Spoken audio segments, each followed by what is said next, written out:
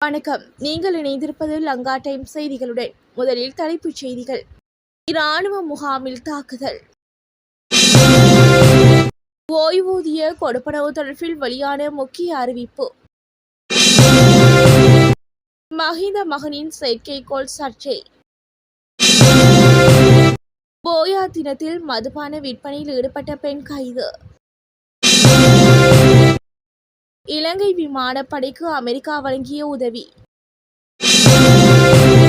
இலங்கையின் கொட்டிலாண்டினில் அலைமோதும் சுற்றுலா பயணிகளின் கூட்டம். இஸ்ரேலின் தீர்மானம் குறித்து இலங்கை ஆழ்ந்த கவலை. இனி விரிவான செய்திகள். முல்லைத்தீவு முத்தையன்கட்டி இராணுவ முகாமிற்கு வரவழைக்கப்பட்டு தாக்குதல் நடாத்தியதில் காணாமல் போன இளம் குடும்பஸ்தர் சடலமாக மீட்கப்பட்டுள்ளதாக தகவல் வெளியாகியுள்ளது. நேற்று முன்தினம் காணாமல் போன குறித்த நபர் இன்றைய தினம் காலை முத்தையன்கட்டு குளத்தில் சடலமாக மீட்கப்பட்டுள்ளார். இந்த சம்பவம் குறித்து மேலும் தெரிய வருகையில் முத்தையன்கட்டு குளம் இடதுகரை இராணுவ முகாமிலுள்ள இராணுவத்தினரால் இராணுவ முகாமிற்கு வாருங்கள், தகரங்கள் கலற்ற வேண்டுமென குறித்த பகுதி இளைஞர் ஒருவருக்கு ஒரு தொலைபேசி இலக்கத்திலிருந்து நேற்று முன்தினம் இரவு 7:30 மணியளவில் அழைப்பு ஏற்படுத்தப்பட்டுள்ளது. இந்த நிலையிலேயே இச்சம்பவம் இடம்பெற்றுள்ளது. மட்டக்களப்பு தலைமையக போலீஸ் பிரிவிலுள்ள புன்னைச்சோலை பிரதேசத்தில் போயா தினமான நேற்று சட்டவிரோதமாக மதுபான விற்பனையில் ஈடுபட்ட பெண் வியாபாரி கைது செய்யப்பட்டுள்ளார்.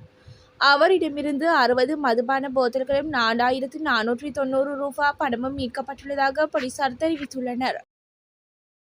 இலங்கைக்கு அமெரிக்கா வழங்கிய உதவி. இலங்கை விமானப்படைக்கு அமெரிக்கா இராணுவ தளபாடம் ஒன்றை வழங்கியுள்ளது. இருதரப்பு பாதுகாப்பு ஒத்துழைப்பில் ஒரு குறிப்பிடத்தக்க உதவியாக இது அமைந்துள்ளதாக இலங்கை விமானப்படை தெரிவித்துள்ளது. இந்த உதவியின் கீழ் அமெரிக்க அரசாங்கம் பெறுமதிமிக்க விமானங்களுக்கு எரிபொருள் நிரப்பும் 2 வாகனங்களை இலங்கையின் விமானப்படைக்கு வழங்கியுள்ளது. குட்டி லண்டன் என அழைக்கப்படும் நுவரெலியாவிற்கு இலங்கையின் பல பகுதிகளைச் சேர்ந்த மற்றும் வெளிநாட்டு சுற்றுலா பயணிகள் படையெடுத்து வருகின்றனர். நுவரெலியாவில் காணப்படும் பல பிரசித்தி பெற்ற சுற்றுலா தலங்களை நாடி வருகை தரும் சுற்றுலா பயணிகளின் எண்ணிக்கை நாளுக்கு நாள் அதிகரித்து வருகிறதாக எமது பிராந்திய செய்தியாளர் தெரிவித்தார். இதனால் உணவகங்கள் மற்றும் தங்கும் விடுதிகள் முழுவதும் நிரம்பி காணப்படுகின்றன. இஸ்ரேலின் தீர்மானம் குறித்து இலங்கை ஆழ்ந்த கவலை. காசாவின் கட்டுப்பாட்டை கைப்பற்றும் இஸ்ரேலின் தீர்மானம் குறித்து இலங்கை ஆழ்ந்த வருத்தத்தை தெரிவிப்பதாக வெளிநாட்டு அலுவல்கள் வெளிநாட்டு வேலைவாய்ப்பு மற்றும் சுற்றுலா அமைச்சு தெரிவித்துள்ளது. இஸ்ரேலின் இந்த தீர்மானம் வன்முறையை மேலும் அதிகரிப்பதுடன் காசா மக்களை மேலும் பல இன்னல்களுக்கு உள்ளாக்கும் செயலாகும் எனவும் தெரிவிக்கப்படுகிறது. மேலும் இலங்கை உடனடி போர் நிறுத்தத்திற்கு அழைப்பு விடுப்பதுடன் நிலையான அமைதியை நிலைநாட்டி இராஜதந்திர உரையாடல் மூலம் முரண்பாடுகளை தீர்க்க வேண்டும் என்றும் அனைத்து தரப்பினரையும் வலியுறுத்துவதாக அந்த அறிக்கையில் கூறப்படுகிறது. தங்களது செயற்கைக்கோள் 87.5 வகை கிழக்கு சுற்றுப்பாதையில் உள்ளது என்பதை சுப்ரீம் செட் நிறுவனம் உறுதிப்படுத்தியுள்ளது.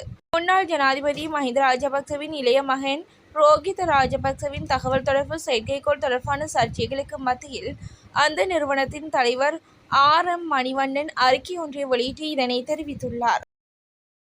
ஓய்வூதிய நிறைவு தொகைகளில் சுமார் 90% தற்போது செலுத்தப்பட்டுள்ளதாக தெரிவிக்கப்படுகிறது.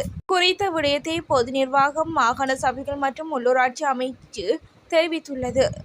மேலும் மீதமுள்ள 10% இந்த மாதத்துக்கு வழங்கப்படும் என எதிர்பார்க்கப்படுவதாக அமைச்சர் சந்தன அபேரத்ன தெரிவித்துள்ளார்.